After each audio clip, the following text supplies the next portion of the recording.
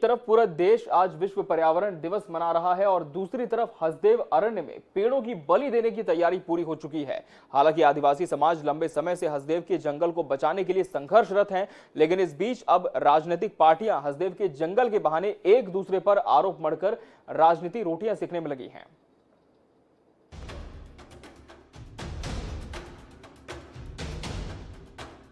सरगुजा जिले से कोरबा सूरजपुर जिले में फैले हसदेव अरण्य के जंगल को बचाने के लिए ग्रामीण लंबे समय से विरोध कर रहे हैं।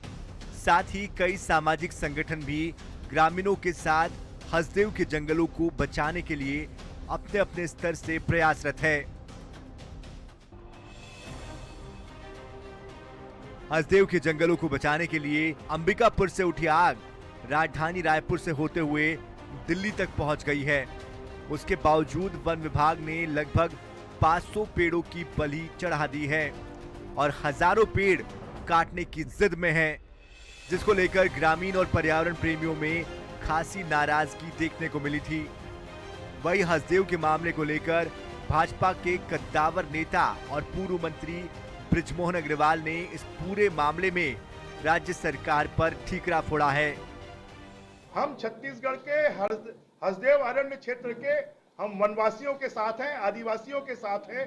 उस जंगल को काटना और यहाँ के पर्यावरण को प्रदूषित करना, ये छत्तीसगढ़ के साथ में एक बहुत बड़ा धोखा है। अपने नेताओं के दबाव में, राजस्थान के मुख्यमंत्री के दबाव में और ये परमिशन दिया है। अगर राज्य की सरकार का काम है कि राज्य के हितों को संरक्षित करना, तो अगर इसके लिए कोई दोषी है तो राज्य की सरकार दोषी है।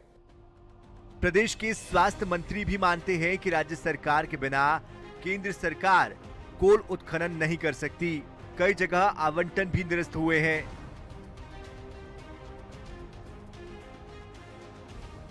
ग्राम सभा और राज्य सरकार की अनुमति के बाद कोल उत्खनन की प्रक्रिया शुरू होती है और कोल ब्लॉक का चिन्हांकन और आवंटन केंद्र सरकार राज्य सरकार की परमिशन से ही करती है।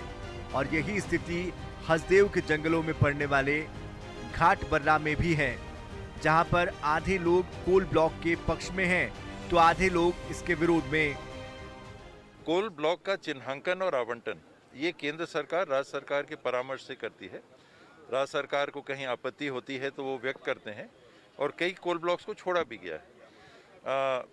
तो सच्चाई दोनों बात के बीच की है कि राज्य सरकार की भी सहभागिता होती है, लेकिन कोल बेरिंग एक्ट में ये कहते हैं कि ओवरराइडिंग एक्ट है कि इसमें कोई प्रावधान नहीं है कि सरकार चाहे, केंद्र सरकार चाहे तो कहीं भी कोयला खदान खोल सकती है, राष्ट्रीय संपत्ति उसको मान के। राज्य सरकार की सहमति नहीं है तो वहाँ पर दिक्कत जाती है। केंद्र सरकार भी ऐसे सीधे राज्य में कहीं भी जाके खोल दे, ऐसा संभव नहीं होता। दोनों प्रमुख दलों के नेताओं के बयान से ये तो साफ है कि केंद्र और राज्य सरकार की अनुमति के बिना हसदेव के जंगल में कोल उत्खनन नहीं हो सकता। बहरहाल जंगल काटने की जिद और विरोध के बीच राजनीतिक दल ग्रामीणों खासकर आदिवासी वर्ग की नब्ज टटोलने में लगे हुए हैं, तो वही देश भर के पर्यावरणविद सेव हसदेव के नारे के साथ आदिवासी के जल जंगल और जमीन को बचाने के लिए रोज प्रदर्शन कर रहे हैं। ऐसे में एक बड़ा सवाल ये है कि क्या ये कोल परियोजना चालू होगी या फिर ग्रामीणों के विरोध के सामने सरकार को झुकना पड़ेगा।